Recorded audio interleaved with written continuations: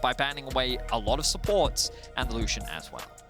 Now we're going to see the Wukong first pick immediately locked in. Of course, again, 12-7, the change where he could leap over walls, did get some buffs to his Q cooldown, as well as the damage to monsters, but in general, really enabling him to play much stronger in the jungle and take away some of those early laning phases weaknesses that he had struggled with in the past, outside of course, against very heavy AD composition. So see where it goes.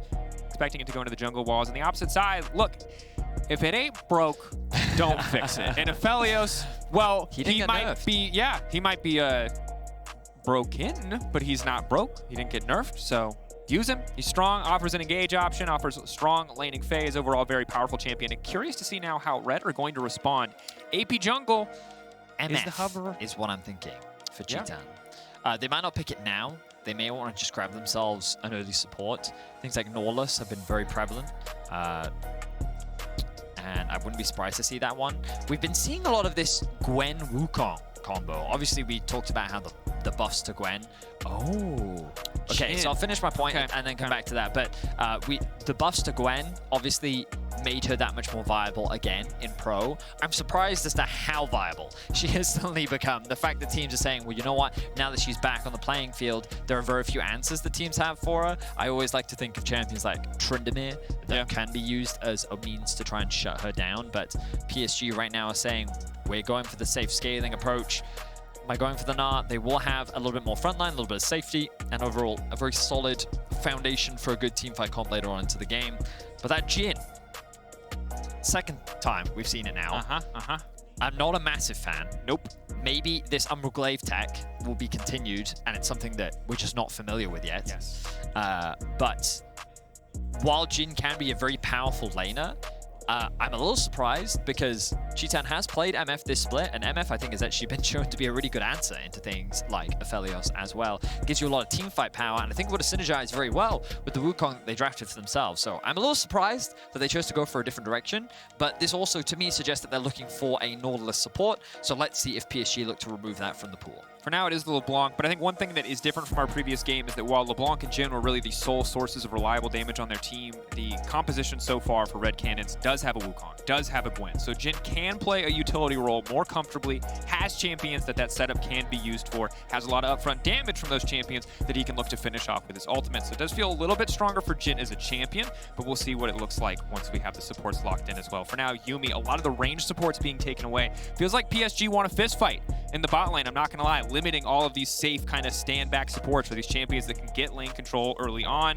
Might just see Engage versus Engage as the Vex and LeBlanc both taken off the board. Well, the analyst desk highlighted it, right? Red typically play from behind, you know, and by eliminating a lot of these scaling supports, they're preventing this late-game teamfight damage threat that Red typically like to play towards. Now, I did want to note, with the Vex ban coming through from PSG, heavily indicated to me that an Ahri was going to come through for PSG in mid.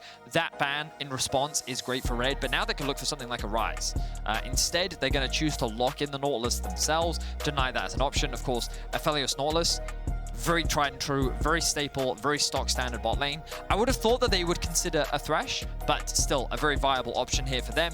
And now they have what is a very traditional front-to-back teamfight comp, right? With the with the Aphelios acting as your primary damage, you have frontline in the form of Gnar and Nautilus. You have pretty solid engage. You just need to round things out with typically a control mage mid, but let's see what they choose to go for. And I think the thing here is that if the Zoe does get locked in, we have excellent poke champions with the Jhin and the Zoe paired as a combo. You have great engage with Gwen and Wukong potentially going in together. I'm concerned for Unified, because a lot of the times in the past you would see the Thresh pairing, and that would give Aphelios so much safety. See something like a Braum mitigate a lot of this long-range poke damage. Nautilus, yes, he goes in very well, does not peel nearly as well. So Unified definitely going to need to play this one cleanly, but again, expected to pull ahead in the early game, PSG, as Red are often the team falling behind, and Red often falling behind, but snowballing their AD carry. They're going to have to show us something different than they did in a lot of those games in the finals. It's not just about running Jinx around the map and grabbing plates anymore. You're going to need to distribute that gold a little bit differently with a champion like Jhin on your team, as Leona's going to be locked in. No surprises there. Zoe, and now the final pick for PSG to see what they're going to put into the mid lane. Orianna is my prediction. I think it's good. It's good protection. It's good zone control. Stops your Aphelios from getting one shot a lot of the time. Come on, give me one. Give me one. And that's going to be locked in, right? Boom. Ooh, Vedi, genius. World-class analyst. Pop, pop, pop. Got him. I mean, it's also just, I think it makes the most sense in the context of what they drafted, right? Yep. We already talked about a very traditional stock standard, front to back, good scaling. The best thing to complement something like this is a control mage that offers utility. Their only other option would have been Victor, but I think that in this matchup in particular, Orianna just fares better into the Zoe than the Victor does. So not really a surprise. PSG got a lot of their comfort picks. When you look across the board, these are champions that they've played a lot throughout the split, and they're pretty happy. They're looking for the scaling front-to-back team fight. Red, they have a few more options, but their comp is a little more disjointed, right? They have relatively good siege in the form of Zoe and Jhin acting as a powerful poke, but then you've also got this Gwen who's like a pretty good team fighter, but also pretty good at split pushing. You then have this Wukong engage, followed up by a Leona, and a Jhin and a Zoe that are like fine in team fights, but they're kind of better at poking. So like, sure, they have some win conditions, they have some options available to them, but a lot of their champions kind of want to do slightly different things, and they don't all work towards the same goal that PSG's well-rounded comp does. And I think it's interesting because it's a huge opportunity for Red Canids to show us more, because again, you heard it from the desk, they fall behind early, they come back playing on 2 lanes, playing for team fights. This time, they have a composition where if they get ahead in the early game with a Zoe, with a Jhin, if they break that mid lane tier 1 tower early, they can take over the game completely. But it will not be with full-on 5v5 team fights. It will not be falling back to a scaling Jinx with an Ornn or a Gragas or some defensive pick like that. This is a very, very different look for the Canids. They're going to need to show us another side of themselves, a side we did not really see in their finals. They want to come ahead here against PSG.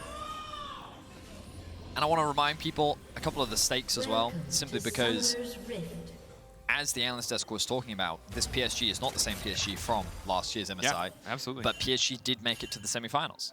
30 seconds until minions spawn. They lost 3-1 to RNG in those semis, and I think that with the changes to their mid jungle, the expectations are that while they should still be good, they're going to be weaker than what they were. And I think this is a big proving opportunity for them, right? To showcase that they are still an international contender. They can still make it out of this group, and I think they want to showcase a dominant performance here to cement themselves as a solid contender in this group. Whereas Red, they want to create that upset, because based on RNG's game 1, they're very clearly favorites in this group. Absolutely. And it is the PSG spots that you're looking to contest and you're trying to take away from them. Absolutely. And I think the important thing to remember here for the side of PSG is that PSG are no strangers to changes or being underestimated. True. How many times did they not get to field their starting 5? How many times did Doggo come in and substitute? How many times did something mess up their otherwise well-laid plans and domestic success? So if any team can adapt, have to give PSG that credit. That said, Maple River, very strong addition to the team. Bay, Juhan, definitely need a little bit more time, it feels like, to be able to work together. Some language barriers, some inconsistencies. That said, unified Kaiwing Hanabi, strong 3-man core if I have ever seen one.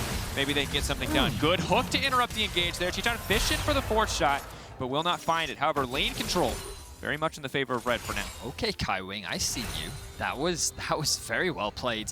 Interrupting the Zenith there. Chitan and Jojo looking to get a little bit of control in the early 2v2. And it's immediately interrupted. So PSG already taking that slightly safer, more reserved approach. Just looking to farm for the time being. Level 2's coming at the same time on the top side. Difficult. Hanabi obviously wanting to keep Gwen at an arm's length. Oversteps one time, she leaps on top of you, she gets a good trade. Good news is she doesn't have any CC, so yeah, you can just do that. You're not too punished if you overstep one time, but once Gwen starts to win a lane, she usually continues to win it. We'll see what happens once there are a few more items under the belt, and of course, important to note the discrepancy in summoners. Ghost versus the Flash here. Can be difficult if the Gwen finds any kind of advantage whatsoever. But across the map, pretty quiet early game, all things considered. Fighting for pressure sort of as expected, and instead now turning our eyes towards the jungler, seeing where the Viego goes early, seeing if Aegis wants to go for maybe some early ganks in the Wukong or just farm up to the level 6. Keep my eyes on the jungler as you highlighted. Juhan starting up towards the top side of the map, path back towards bot, hovering around that side of the map right now. Both junglers should meet. The important thing to note is that Juhan does not have priority in the bot lane 2 versus 2, which means that Chitan and Jojo can collapse first. The junglers will spot each other out. Here we go. Aegis stepping in, going for a little bit of these early trades. Remember, Wukong gets a lot of armor from his passive, The smite's going to heal a lot. Looks like he has just taken control over the crowd. Okay. Juhan play into the bottom side when he did not have cryo there. Of course, Grevthar does give up a bit of lane pressure. Is going to take a bit of a bad trade here just so he can move down and support his Bay. Trying to clear what he can. Ooh, good sidestep there. Necessary, as Aegis was making his way towards the mid lane wave. Grevthar, though, falling short in these trades, and this comes back to what I was talking about in draft. The isolated 1v1 Orianna can be such an oppressive bully, even at early levels. And Zoe, with her relatively long cooldowns at early levels, just kind of gets poked out. So, matchup going very well for Bay so far. Farm pretty even across the board. Slight deficit up towards the top side of the map, kind of as we expect. Gwen, just doing Gwen things, really. Important to note that that bot wave should be slow pushing in favor of Unified and Kaiwing, so they can back to base, pick up some long swords, and actually catch this next wave. So overall, a slow laning phase. It's somewhat what I expected, Drakos, like when we looked at the drafts.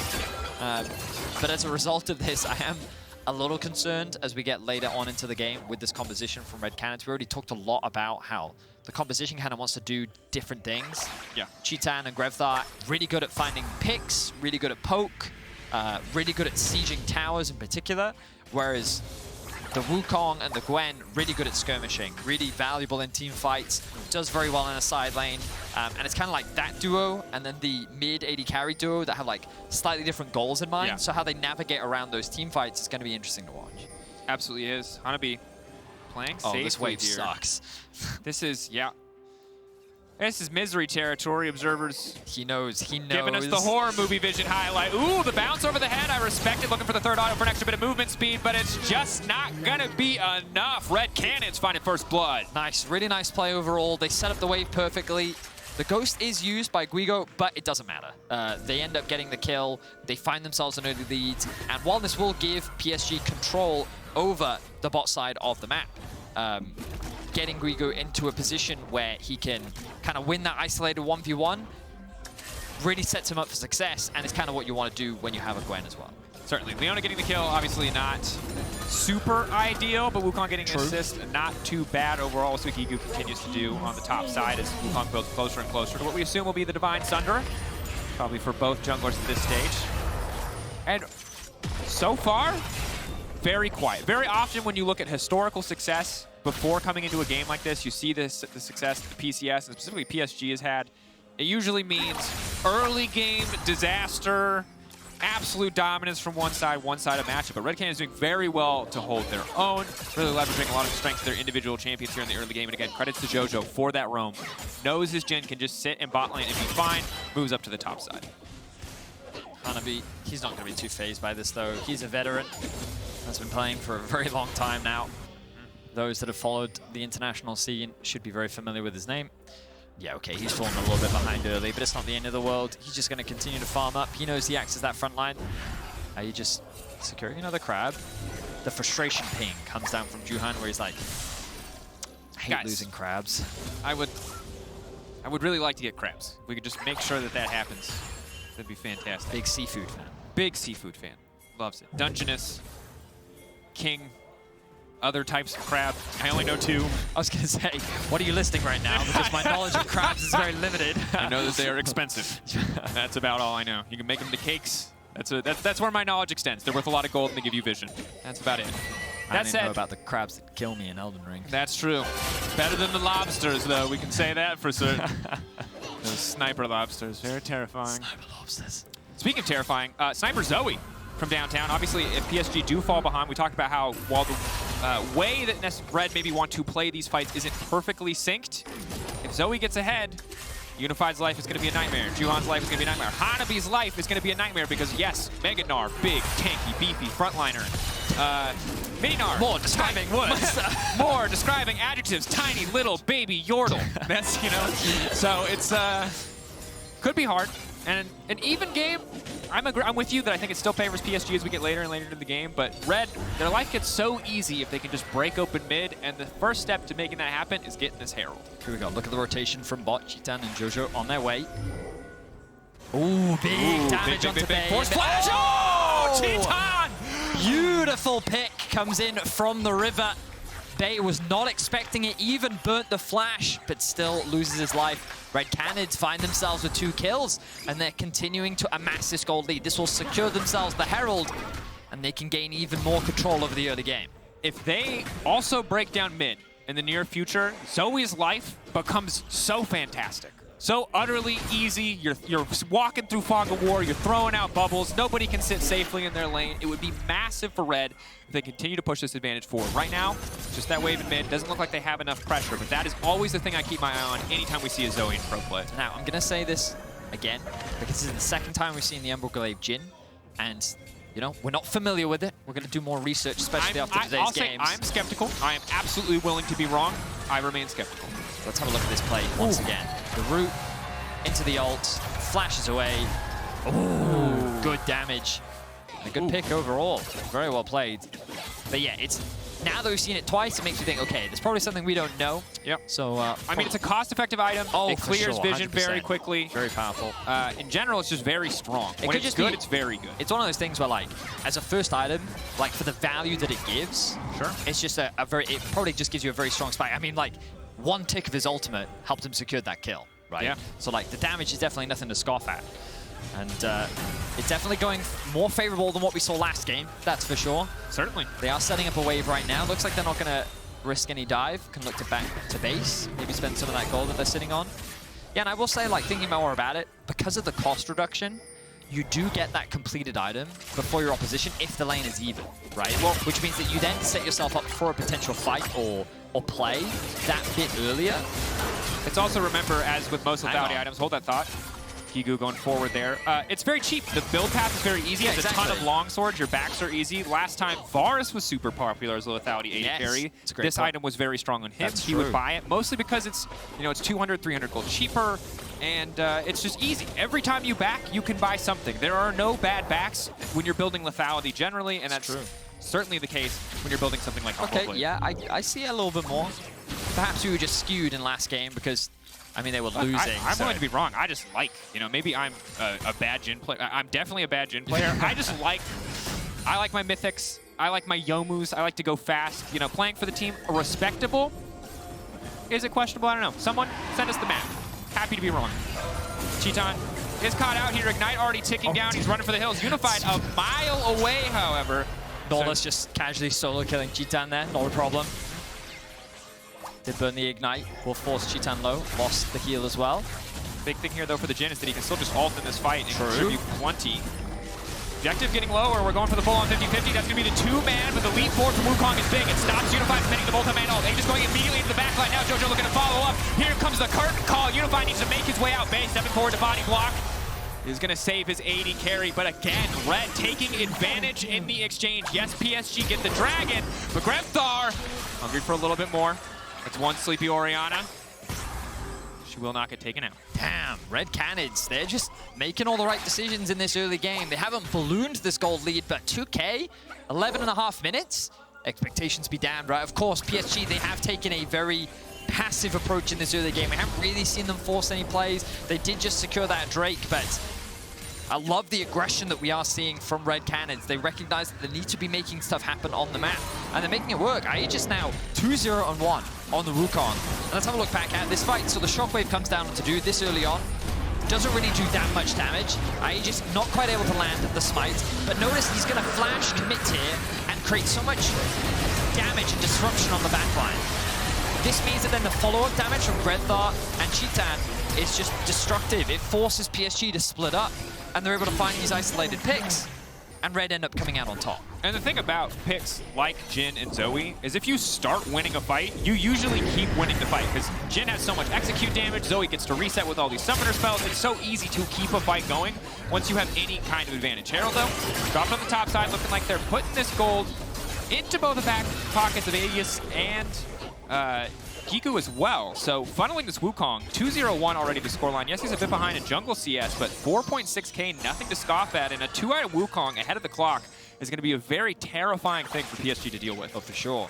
We haven't seen that many successful Wukong games of the day so far, but this could very well be the best early game Wukong we've seen of the day. Divine Sunderer, boom, 11:57, very early. What I will say is that again, big shout out to, hang on, Jojo, Fishing, gonna get the flash for free from Bay. Really? That means that, yeah. Just respect to the setup here from Red, because often one of the big criticisms that you'll have from teams that aren't outside of the major regions are their setup. But they had the top wave pushed in, which I can't really highlight here, but they had the top wave pushed in. They sacked the bots in order to bring their bot lane up and then set up a potential dive on mid. And then by forcing them back, not only will they cross-map and trade for the top tier 1, they also secured 2 plates in mid. And their bot lane didn't really lose that much as a result of it. Look, Cheetah now going to catch that wave down in bot. And Red are going to extend their gold leads to what, 2.5k now? Like, not only are they making good proactive early game moves, they're actually playing the map very well too. And again, I want to give a big shout out to Kelsey. She did a lot of prep and she shared a lot of her notes and like questions that she reached out to the coaches with.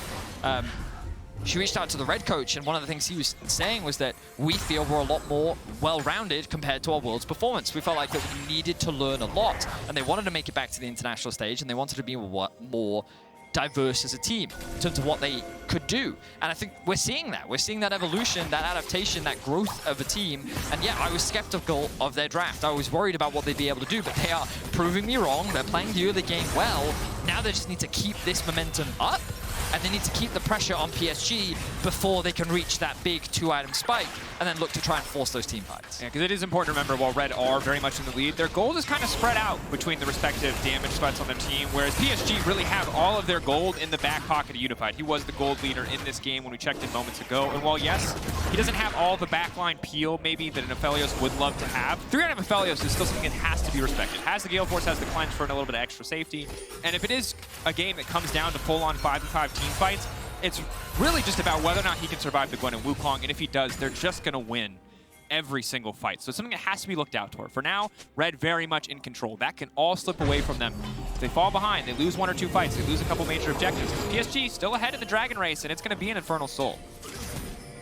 I'm really enjoying this game. I feel like we've seen a lot of one-sided games today, but yeah, this feels like one of the closer ones. Of course, Red find themselves with the lead for the time being, but you know that PSG, with the comp that they have, can very quickly swing the game in their favor.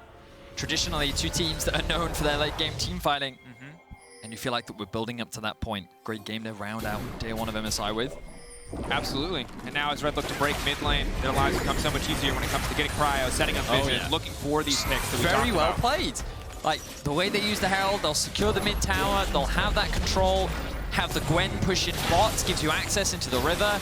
The thing they have to be cautious of is all of these deep teleports that are sitting behind them in the bot side jungle. They haven't cleared this area of the map out yet, and the TP is available for Hanabi, so that risk of a flank from the Gnar is very real. It is now going in, looking to get the fight picked off. Unified on the backside, untouched for now, but there's just too much damage. You can Gale Force out to safety, but it doesn't look like it's going to be enough. Unified just picked off. There's no peel for the 80 carry. Red walking away with an easy fight. Kaiwing running for the hills. Maybe he can not hook out to safety, but that curtain call spelling the doom of PSG in that exchange. Aegis just wipes Bay off the map. Like, that Wukong engage followed up by the Leona was flawless. Very well done by Red. They find themselves 7-0. Another kill, making it 8. Red are absolutely dominating this early game.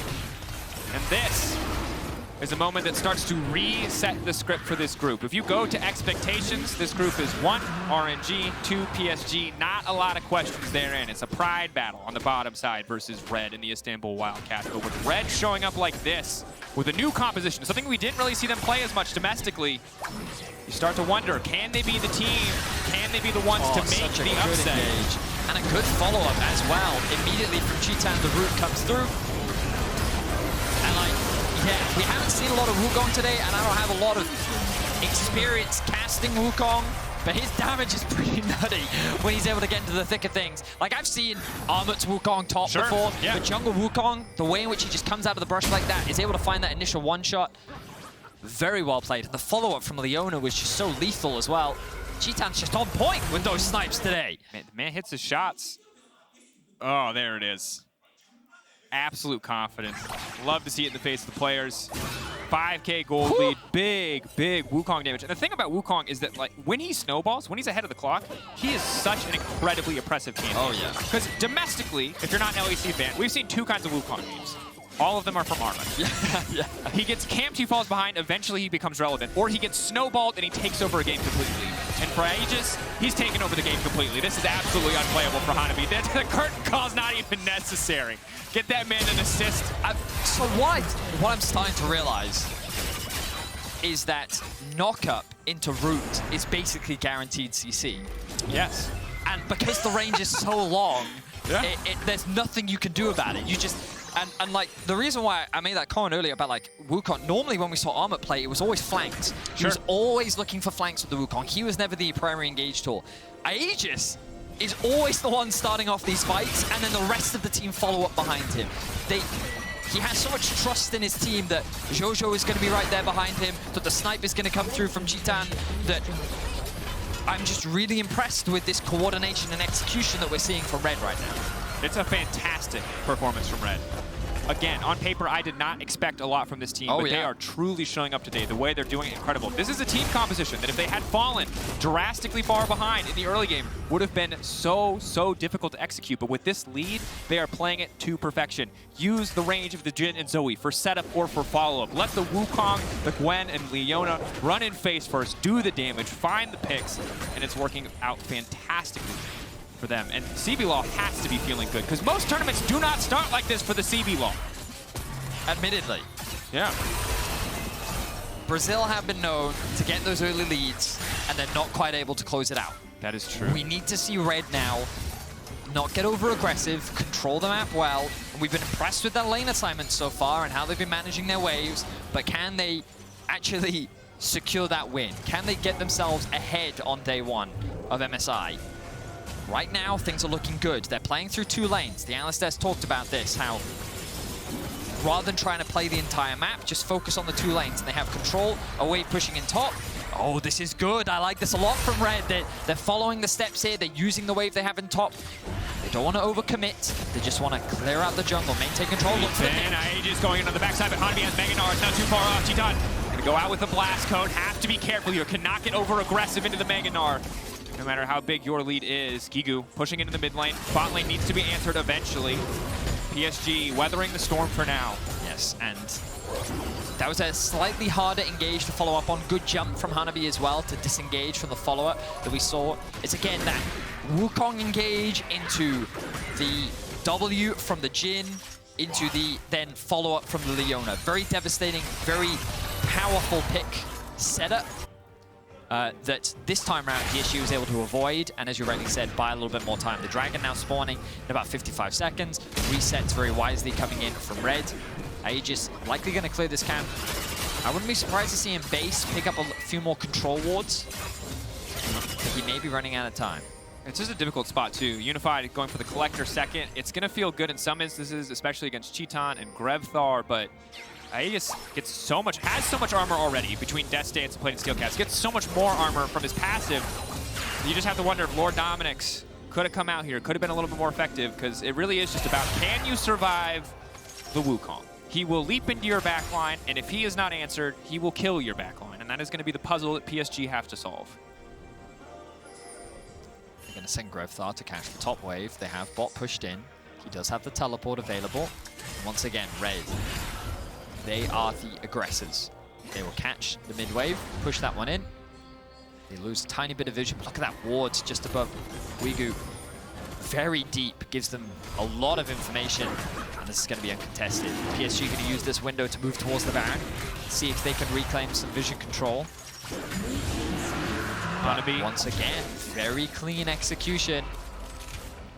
That's why I love that international events, down Drakos, because you always have expectations, right? But they don't mean anything. It's the same thing, right? Yeah, playoffs happen, right? You know, and then fans think, well, I say fans think, that's not entirely true. Everyone often thinks that, like, you look at playoffs and you think, that's the team I'm going to get at MSI. But multiple patches happen, a lot of time happens, scrims happen, and, like, teams evolve, change, and the expectations have to shift a lot. That's why very few people are very hard and willing to commit to an idea at the start of a tournament, because often those expectations are often ruined. And Red is a perfect example of a team who, I mean, they sowed the shot.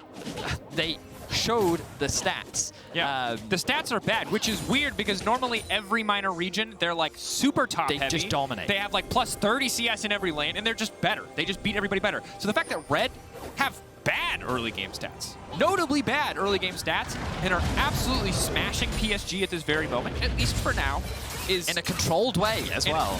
Very controlled, very slow, very steady, not taking too many risks. It's a huge flip on the script that we're so used to seeing in the early stages of the tournament. And one of the big things for Brazil is trying to reclaim some of that international glory that they've had in the past, right? They want to be able to be proud of the teams and their international performance and be a region that can be a threat when it comes to international. You can create upsets and challenge the top dogs, and right now, Red is looking good. Of course, still a very long group stage left to go, but to start your tournament like this, definitely a great showing for Red. Absolutely. 2.5 item Gwen, 2 only getting it harder for Hanabi to deal with. You can see an early Randuin's coming out there. Just, it looks like, I think for the slow, just tried to get away.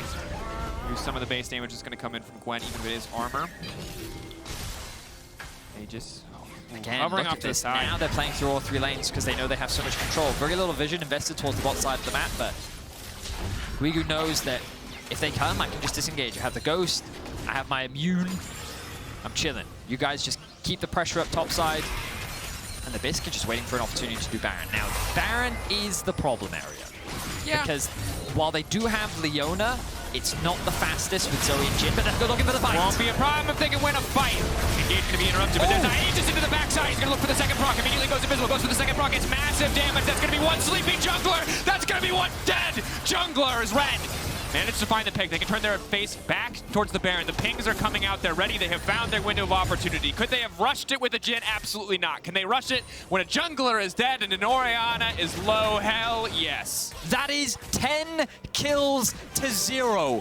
No blood has been spilt on the side of the Red Canids, and they will convert that pick into a Baron. An incredibly impressive performance from the Red Canids to start off their MSI. And now with the Baron, they have everything they need to break into the base and look to secure their first win. Vedi, this is really, we're probably saying it too much now, but it's really crazy to see this.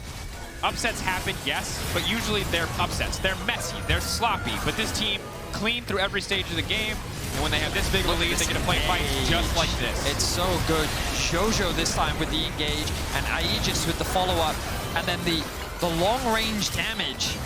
You know, I was skeptical of the comp because I felt like that it wanted to do too many different things.